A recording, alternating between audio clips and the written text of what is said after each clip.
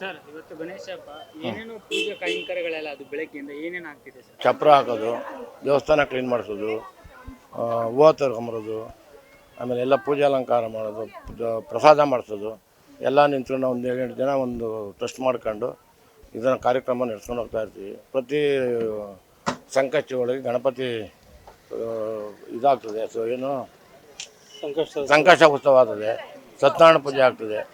ಒಂದು 15 ವರ್ಷ ಸತತವಾಗಿ ನಡ್ಕೊಂಡು ಹೋಗ್ತಾ ಇದೆ. ಸರ್ ಅಂದ್ರೆ ಇವತ್ತು ಬೆಳಗ್ಗೆಯಿಂದ ಯಾವ ಅಭಿಷೇಕಗಳಾಯ್ತು, ಏನೇನು ಪೂಜೆಗಳಾಯ್ತು? ಪಂಚಮಿ ಗಣಪತಿದು, ಈಶ್ವರ, ಪಾರ್ವತಿ, ಸುಬ್ರಹ್ಮಣ್ಯ, ನಾವುಗಳ ಎಲ್ಲ ದೇವರುಗಳು ಅಭಿಷೇಕ ಆಯಿತು.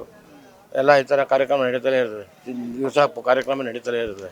ಇದು ಪಂಚಮಿಗೆ ಗಣಪತಿ, ಇದು ಪರಿವಾರ ಸಮೇತ ಪಂಚಮಿಗೆ ಗಣಪತಿ.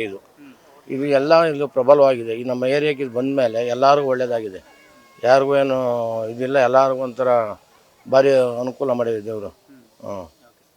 ರಾಮಣ್ಣ ಅಂತ ಈ ಅಧ್ಯಕ್ಷ, ಇದು ಟ್ರಸ್ಟ್ ಸುರೇಶ್ ಅಂತ, ಚಂದಪ್ಪ ಅಂತ.